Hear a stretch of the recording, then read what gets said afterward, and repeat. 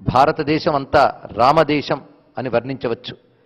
అయోధ్యలో పుట్టి అయోధ్యనేలిన రామచంద్రమూర్తి మొత్తం హిమవత్ పర్వతాలు మొదలుకొని భారతదేశంలో ఆసేతు సీతాచలం పర్యటించాడు. రామపాదంతో భారతదేశం అంతా పవిత్రమైంది. అందుకే అనేక చోట్ల రామచంద్రమూర్తి ఇక్కడికి వచ్చాడు, ఇక్కడ సీతమ్మతో నడయాడాడు అని చెప్తూ అనేక ఆలయాలు ప్రసిద్ధిగా మనకు కనబడుతున్నాయి. అందులో పురాణ ప్రసిద్ధి చెందినవి కొన్ని, ఇతిహాసాల్లో ప్రసిద్ధి చెందినవి కొన్ని, అదేవిధంగా జనాల యొక్క నానుడిలో ప్రసిద్ధి చెందినటువంటి కథలతో రామాయణంతో ముడిపడిన క్షేత్రాలు చాలా ఉన్నాయి. అలాంటి క్షేత్రాల్లో ఒకటి ఒంటిమిట్ట. మన తెలుగునాట అంటే తెలుగు భాష మాట్లాడేటువంటి రాష్ట్రాల్లో ప్రధానంగా భద్రాచల రామచంద్రమూర్తిని చెప్పుకుంటూ ఉంటాం. అలాంటి మరొక భద్రాచలమే ఒంటిమిట్ట. రెండూ అచలాలు కావడమే ఒక విశేషమైన అంశం. అచలం అంటే కొండ అని అర్థం. ఒక చిన్న గుట్టల రూపంలో ఉన్నటువంటి పర్వతాలు.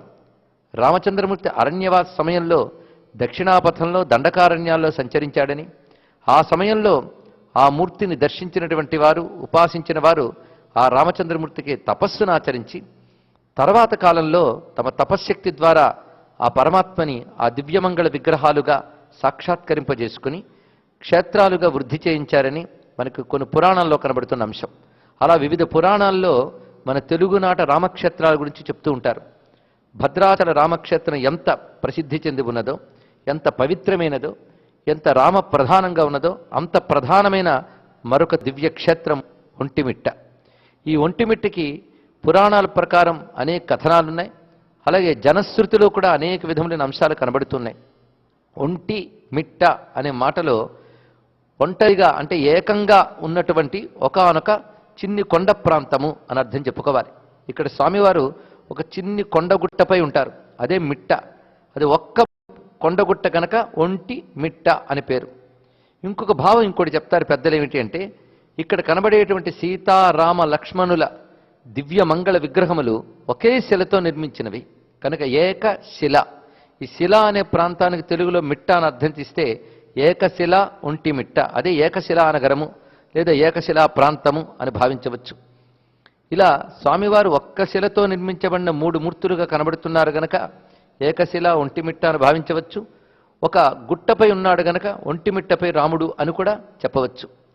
ఇది కూడా స్వామివారు అరణ్యవాస సమయంలో మహర్షులకు దర్శనమిచ్చినటువంటి మూర్తి. ఆ మూర్తిని మహర్షులు ధ్యానిస్తూ తమ తపశ్శక్తితో అర్చామూర్తిగా ఇక్కడ ఆవిష్కరింపజేసుకున్నారు. భగవంతుడు ఒక వ్యూహావతారముగా వచ్చి రామకృష్ణాది రూపాలతో జగత్తులో ధర్మాన్ని నిలిపి వెళ్ళాడు.